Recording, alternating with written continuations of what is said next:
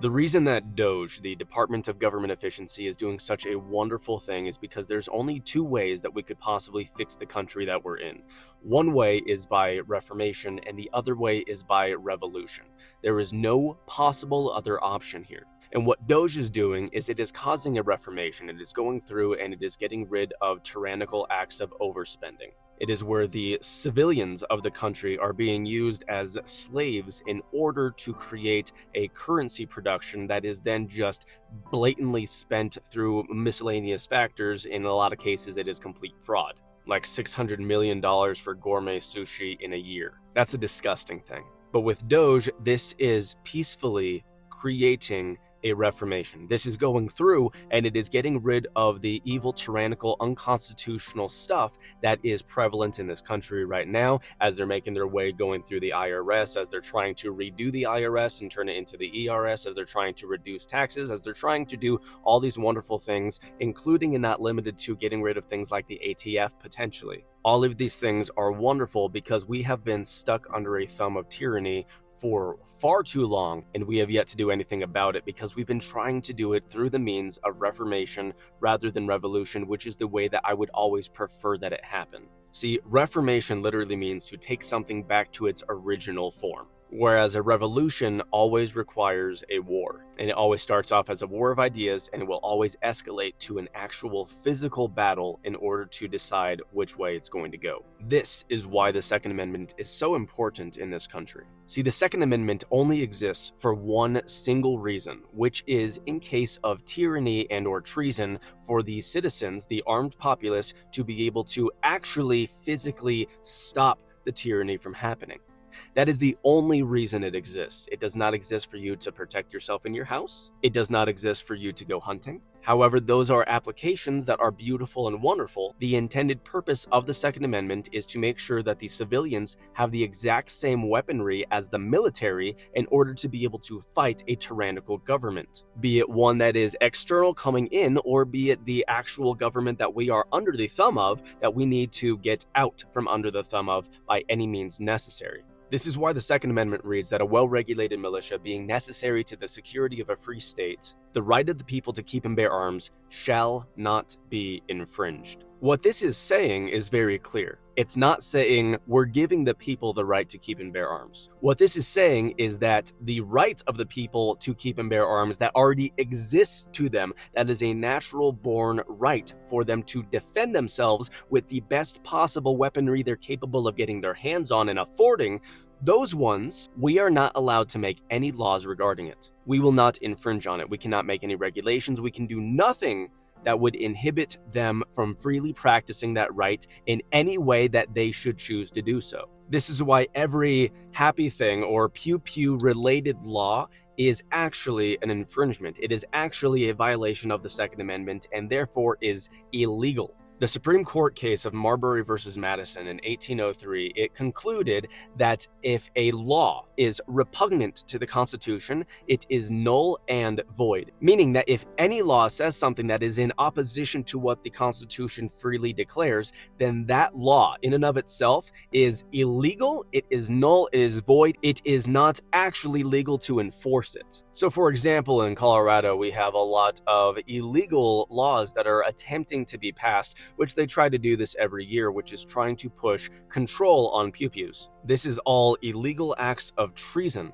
in a tyrannical fashion. Every single politician, every single public official that is actively trying to push these laws, they are actively committing treason, and they should be held accountable for such and treated as though they have committed treason, because they have. Even when they're not successful in pushing through this and implementing the stuff that they're attempting to push through, they should still be tried for the treason that they have committed. George Mason, one of the founding fathers who is credited as having a lot to do with the creation of the Second Amendment, even being referred to in some cases as a co-author of the Second Amendment, he was questioned and he said, "I ask, sir, who is the militia?"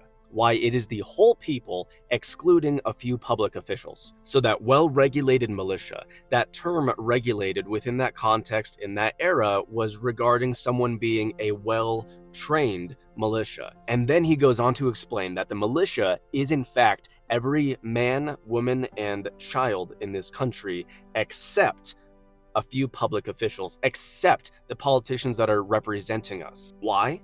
Because those few public officials might be the ones that we have to use the Second Amendment towards. Thomas Jefferson said that the tree of liberty must from time to time be replenished with the blood of tyrants and patriots. He knew that we might have to use the Second Amendment in order to regain freedom in this country. A few years ago, I put my own little twist on that, and I created this little cute quotesy thing that was adorable, where I said, "The time is soon approaching for we the people to plant freedom seeds into the bodies of tyrants." Why? Simply because of the amount of pew-pew control that they have been pushing. Because they only tried to disarm citizens for one single reason, and only one single reason: power, control. George Mason had another beautiful quote where he said, "To disarm the populace is the best and most effectual way to enslave them." That is the key. That is why Americans disarmed the Native Americans before slaughtering them. That's the same reason why Nazi Germany disarmed the population out there before slaughtering them. That's the same reason why Mao disarmed the Chinese populace before slaughtering them. We see this repeated in every single nation. They disarm the populace, and then whenever the people say, "No, we don't want to do that," you don't have a choice anymore. You literally have no choice, and they slaughter you. So Doge is doing something so gorgeous and so beautiful because it is reforming this without any need for bloodshed, which is perfect, beautiful, ideal. That is what we want. But I want people to be aware of why we have the Second Amendment and think that it's not some cutesy thing. It is exclusively about fighting our own government if ever they attack us, which through legislation, they have been violently attacking us consistently. The only way to actually fight them back on a non-aggressive level is to not comply with that which they're trying to force you to do. And eventually that non-compliance is going to bring you into a position where you're going to have to choose whether or not you fight or submit. And it is not possible to fight back if you're disarmed. We have over 23,000 pew-pew related laws on the books currently. Not a single one of them will ever stop a cowardice act of mass unaliving. Not a single one of them will ever do that. No laws can stop that. We saw in China about a decade ago a guy run through a school just going through with a singular sharp object, and he went through and he injured 72 people just by doing that as he's running through a crowded hallway. And that was within about 10 minutes in China. Evil people will do evil things. And then you have people like me on the very opposite end of that spectrum, who is trained, who is armed, who is consistently ready and prepared in case something like that ever occurred. I spent about 4 years of my life as an instructor teaching people, specifically had a lot more women as students than I had as men, teaching them how to protect themselves, how to actively use these tools and devices in order to make sure that they are safe. I think every single person should carry all the time, every single day. The average response time for police in America was 11 minutes. And so if there's a big situation like that, the average pew-pew fight is over within 3 seconds. 3 or fewer shots are ever fired, and the distance is within 3 yards. So if you don't carry a happy thing that you're able to quickly deploy and actually go to work with, then you should carry some other kind of thing to get people off of you in case they're trying to harm you, in case they're trying to hurt you, in case they're trying to do something to you, get them off. So I think that everyone should hold that personal accountability for their own protection and look at it in that light.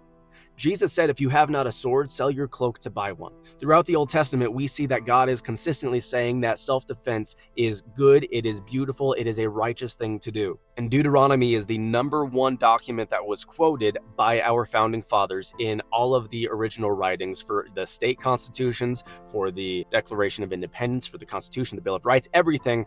Deuteronomy was the #1 quoted thing. There's a reason for that. So what Doge is doing is beautiful because it is creating a reformation so that we don't have to have a revolution. I know that this was a slightly different subject than most of my videos, but this is Taco Talks. I'm going to talk to you about anything and everything that's coming into my brain. Sometimes it's going to be on this stuff. It's always going to be based around something that is morally good and beautiful, like the Bible or freedom. But I hope this made sense. Let me know what's next. Follow me on X, YouTube, and Instagram. Go support me over on Patreon. If you want to get shirts, hats, stickers, all the fun stuff, go to taco-talks.com. Get that stuff over there. Signed copies of my books are also available. Let me know what questions you have. God bless.